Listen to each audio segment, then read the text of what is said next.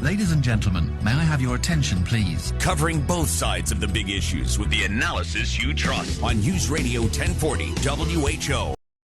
Need to Know with Jeff Angelo is the program. I'm fascinated by artificial intelligence because it's one of those things that we as a society are fast adopting. Like, you hear about it in the news and then bada boom, bada bing, everybody's using it. And of course, we're going to have guests on the show that talk about, okay, here are the challenges, here are the potential dangers, but there are some good things too. In fact, folks are saying that AI may be a tool that you can use to predict and treat depression. Here is licensed professional counselor and co-host of The Remedy, one of the top-rated podcasts in the country. Janice Gant is on the line with me, the Davison Family Dentistry Newsmaker line. Hey, Janice, welcome to Iowa Radio. Good morning. Hi, good morning. Thank you for having me. You bet, Janice. So how would this work? Because I understand that this would be one of the first tools that we'd ever have to actually predict depression. Is that possible? Well, I think that what AI does, actually, when I was contacted about doing a series of these interviews today on AI, my husband and I went to a site. He's real techie brain. And so we went to an AI site that said, hold on, one of my earbuds popped out. And then it said, let's see, I feel sad. I don't have any energy. It's hard for me to get out of bed, blah, blah, blah. And then AI came back and said, you could be having depression. So, you know, you and I right now can we can Google what are the symptoms of depression, and they'll come up. The American Psychiatric Association built a book called the Statistical Manual for Mental Illness, and so that's what people use for their insurance, the codes and all of that. So the symptoms of this have been around. Here's what I think is the problem. If AI says, okay, you could be having a depressive episode, or you could be having a mental breakdown, so to speak, and then what do you do? You know, the AI, as far as I understand, cannot prescribe medicine, and if somebody is in a full-blown depressive episode, they need to be on medicine. I can't even prescribe medicine. I would refer them to a psychiatrist or to their internist.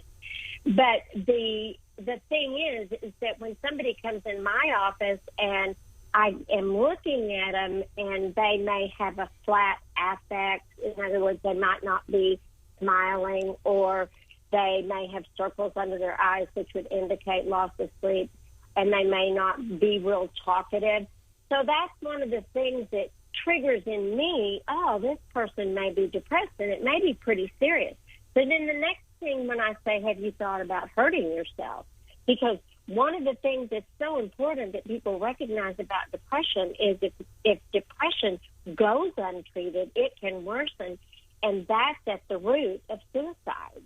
And so I want to make really sure that somebody, if they're in my office and I do this little formula of figuring out what stage they're in on suicide ideation, and then if I'm worried about it, pretty seriously worried about it, I say, you know what, I really don't want you to leave my office. I want to call your husband or your wife or your mother or your dad to come get you because I'm afraid that you really might hurt yourself. You know, so the information, okay, but then again, you know, what about confidentiality? Yeah. You know, is that going to be an issue? So if I have been in a mental hospital because I contemplated suicide, is that going to be out in the universe and I'm interviewing for a job? Will that come up?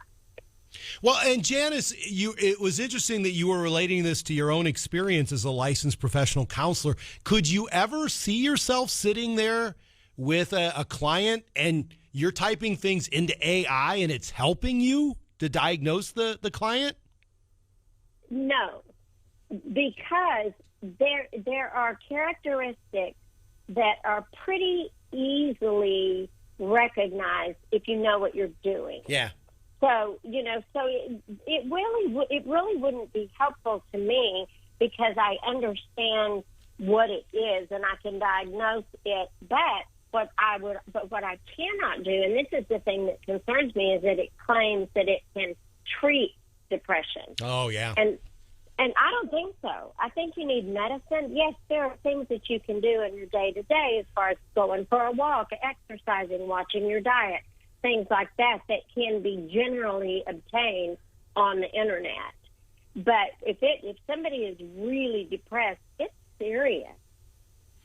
Licensed professional counselor and co-host of the podcast, The Remedy. That is Janice Gant. Janice, great comments today. Thanks very much for joining me.